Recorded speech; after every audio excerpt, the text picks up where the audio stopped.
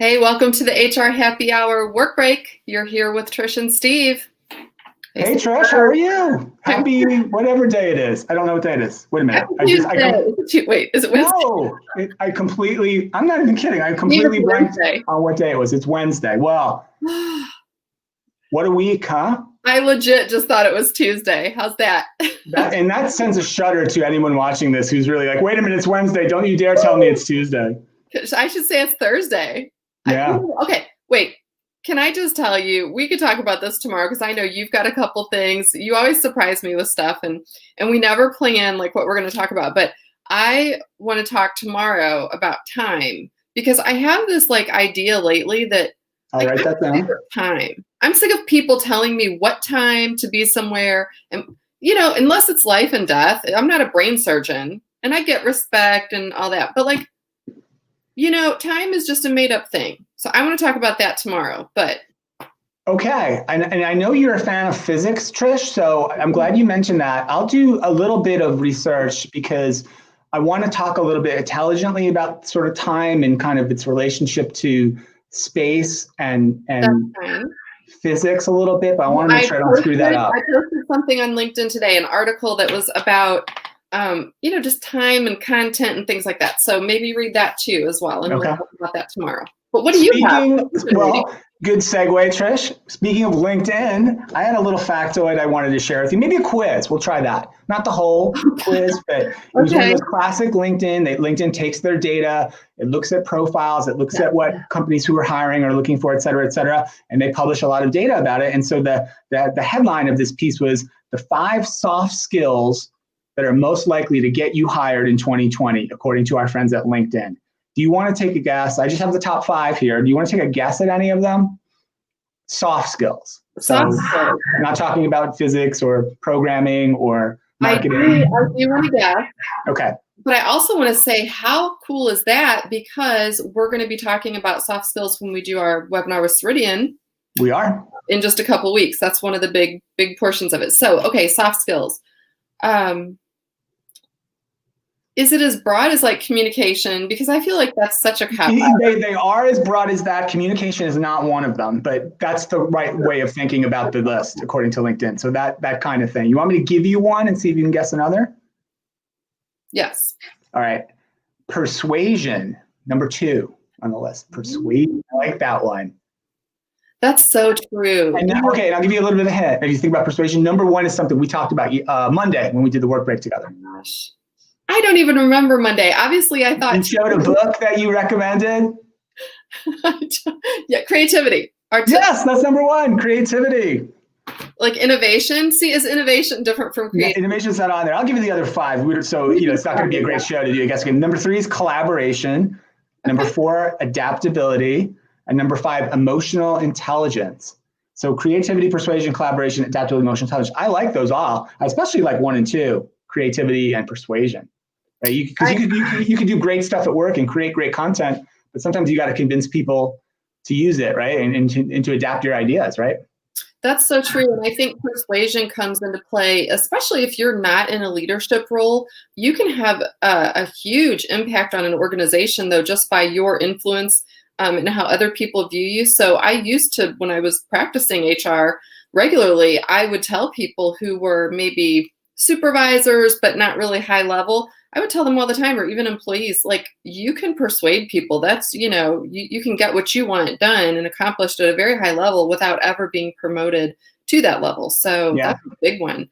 You know what, though? I think, too, I'd be really interested if the article goes into any more about, like, sort of not ranking those, but just level or combinations of importance and how to use those, because, it depends on the situation as to what's going to be more effective or what you're trying to achieve. And I think the 2 other sides to this coin, that would be a 3-sided coin, which maybe in the dimension of space and time might work, is how do you get better at them, right? What's the advice for folks to try to get better at some of these soft skills? And then the other side of it is, how do you as an employer, as a hiring manager in an organization, kind of assess people for these skills? Because it's not super easy, I think. I think it'd be tough, like in a typical job interview setting, to get a feel for someone's creativity. Right? That's not easy to discern.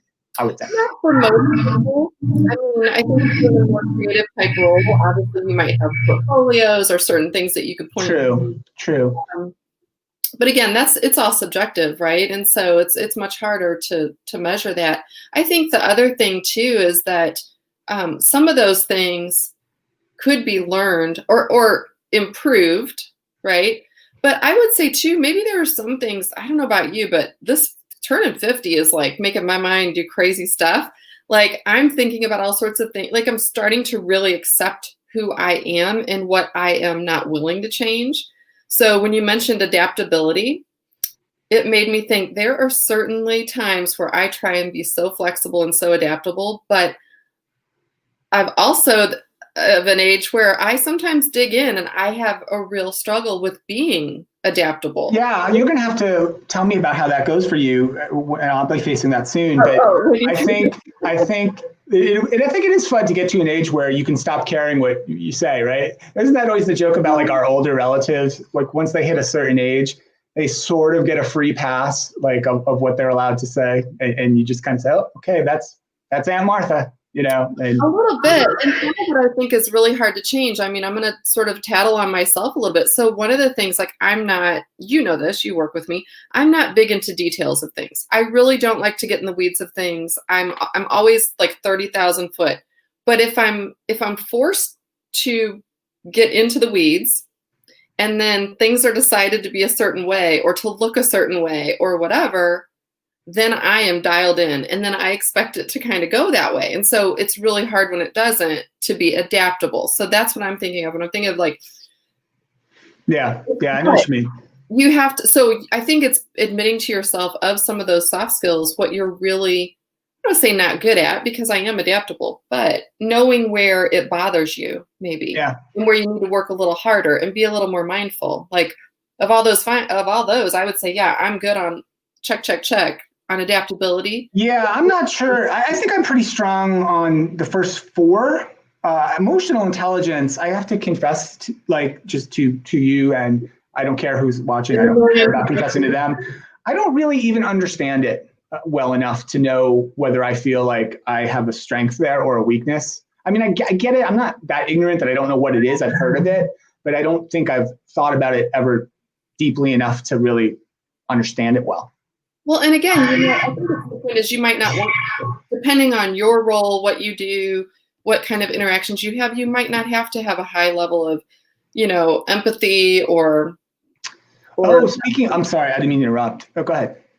No, I was just going to say, so again, it kind of depends on both the roles you choose for yourself, or if you feel like you don't have a high degree of that kind of emotional connection with people, well, then you just put yourself into positions where that's not a major requirement. Yeah, I'm not saying I don't have that, but I just don't like emotional intelligence. The others. Yeah. I have to think about this more. You mentioned empathy though, and I almost like jumped out. I want to shout out the Alexa show, Trish, that we're still doing a couple times a week, the HR Happy Hour on Alexa. And the reason I mentioned it is I did one on Monday or Tuesday, I forget which day, but I used to have a blog, Trish, a very popular HR and HR technology blog. You might have heard of it. Okay. And I used to do a series on that blog called Job Titles of the Future. And so just in my reading and my research, every time I stumbled on a new role or a new job title or something I'd never heard of before and I thought was cool, I'd write a little bit about it. And so I thought that'd be a good kind of theme for some of the Alexa shows. And so I stumbled across a job title, and I talked about it on the Alexa show, called, and here's the title, The Director of Empathy. And I'd never heard of that before or seen it. And I don't know that, and it's an advertising company that hired someone for a role of Director of Empathy. You can listen to the Alexa show. I described it as, but it's essentially kind of a traditional chief diversity and inclusion officer kind of role, but expanded into really explicit, hey, teach us all to be more empathetic, teach us all to better understand each other. And it's an advertising company, and their goal is to help be better storytellers, right, for their customers and to their consumers. So have you ever heard of a director of empathy before? I have not, but that would be my dream role, because I was just going to say when you mentioned empathy, that's something where I'm a true empath, like to a fault, right? Because you can be too much. I'm sure you can, yeah. I internalize. So and that was what made being an HR leader hard, because the higher you get, the bigger the problems you're dealing with, the bigger the issues with the employees, the managers, whatever. And I would internalize a lot of that. And worry about it and think about it and try and fix it and like be so empathetic with people. And yeah, so again, I think it's like anything. I think if it'd be a great fun job to be the director of empathy, especially in an ad firm, because those are type A, hard charging. Yeah, and speaking like when we started the show talking about soft skills, creativity, right? Like, so you've got all these super creative people who sometimes can be a little eccentric, maybe a little bit out there, right? Maybe, I don't know, just maybe not the easiest folks to manage. But anyway, you can check it out on the Alexa show on your Alexa device, or actually anywhere you listen to podcasts too. Yeah. It would be a very draining job. Yeah, it might be. Maybe we should track down the person who got hired into that role and try to get her on the podcast. I don't remember her name off the top of my head, but I've got the link. I'll dig it up. I'll try to find it. All right, that sounds good. Well, listen, this has been fun. We can talk more about time, and I know you've got some other things you've been up to. We can continue that on tomorrow. Okay. But for now, I have to run. Top of the hour, another appointment. So thanks everyone for listening to us every single day. We appreciate you. We love all the suggestions, feedback, ideas.